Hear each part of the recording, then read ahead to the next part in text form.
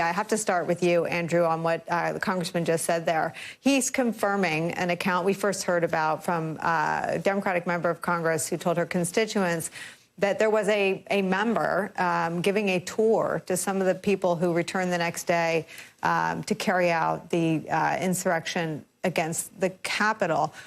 The congressman there is saying that the ethics committee is not, the right place to deal with that, but the criminal justice system is. Would it be your hunch that that is under investigation? My hunch is that right now that is not under investigation, but that it will be.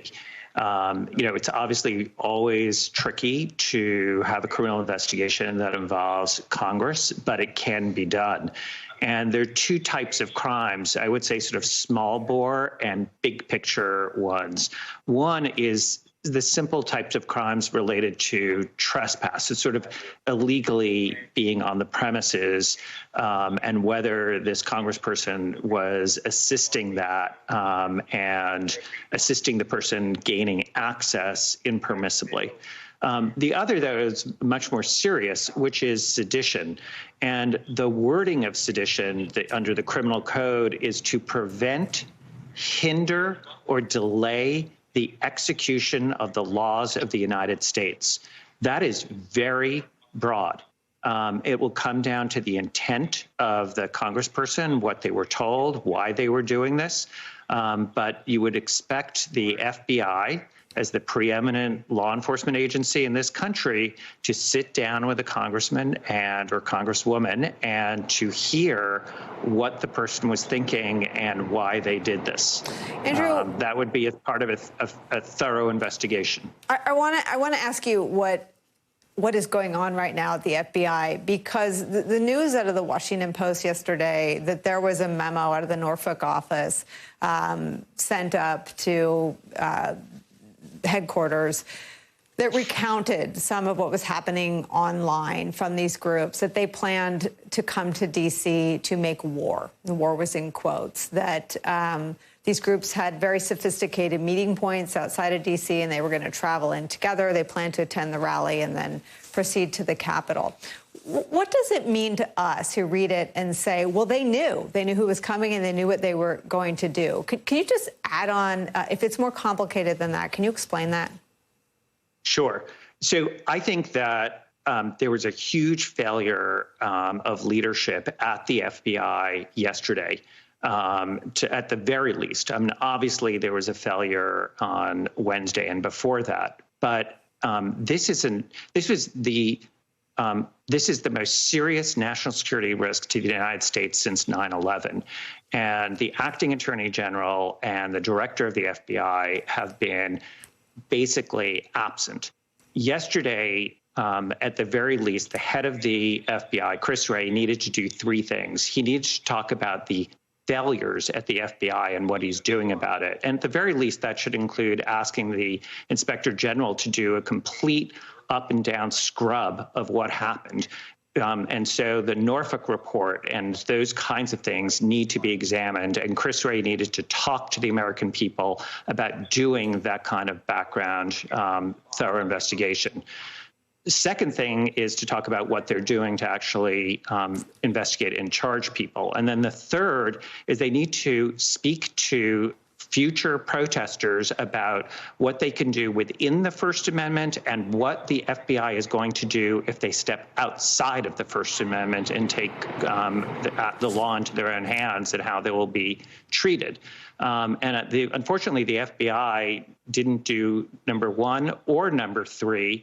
And Chris Wray was absent from the discussion of the investigation and prosecutions. Can you just clarify for me? It seems that the First Amendment is, no one is mad that people wore MAGA hats to Washington.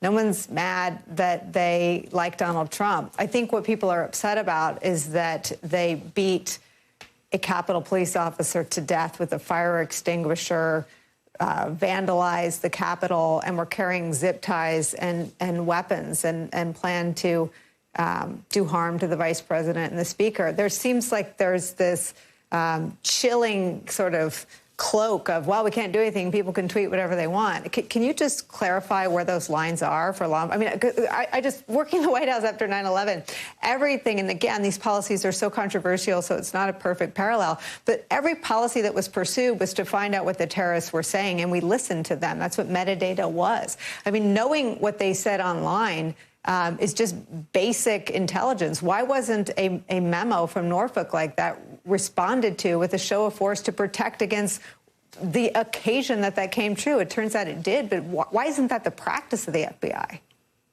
So, I mean, you're absolutely right. Here's the issue. The First Amendment in this case is a red herring.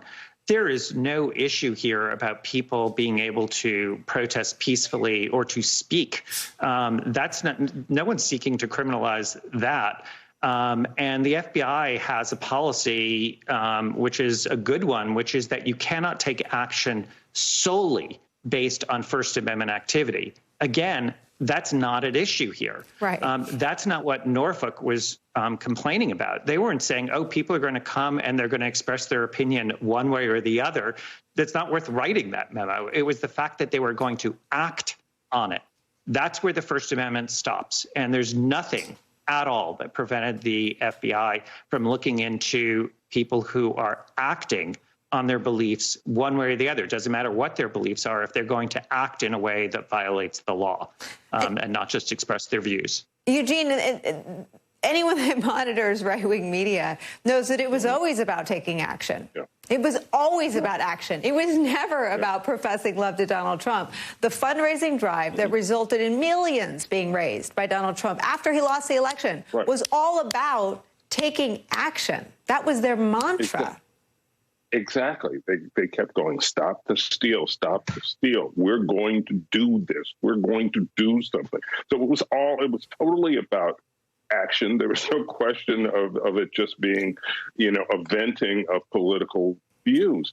And, I listened to the whole impeachment debate today, as you did. And sadly, and I think tragically, one thing we did not hear from the Republican side, except a little bit from Kevin McCarthy, was an acknowledgement that at the heart of this whole Stop the Steal movement is a giant, huge lie. It's a damnable lie. It's the lie that there were irregularities in the election. There were allegations of voter fraud. That there was something wrong with the election, and there simply was not. It is not true. It has been demonstrated across the country. Yet, it is the Republican Party will not say that out loud, or most Republicans will not say that out loud. And in the statement that came from President Trump today, calling for everybody to be peaceful and calm, again, there was no acknowledgement that I have been lying to you. I have lied to you and told you that really I won in a landslide, but I did not. That is the truth. Yet that truth is not being told to the people who are still exercised about the election and who will, I fear, plan to continue this campaign of terror on behalf of Donald Trump. And, my colleague Rachel Maddow has said for 4 years now, watch what they do, not what they say. And Trump's actions, not showing up at the inauguration, even though Joe Biden has said he doesn't care if he's there or not, speaks volumes. Eugene and Andrew, we need much more from you. Please don't go anywhere. We're joined now right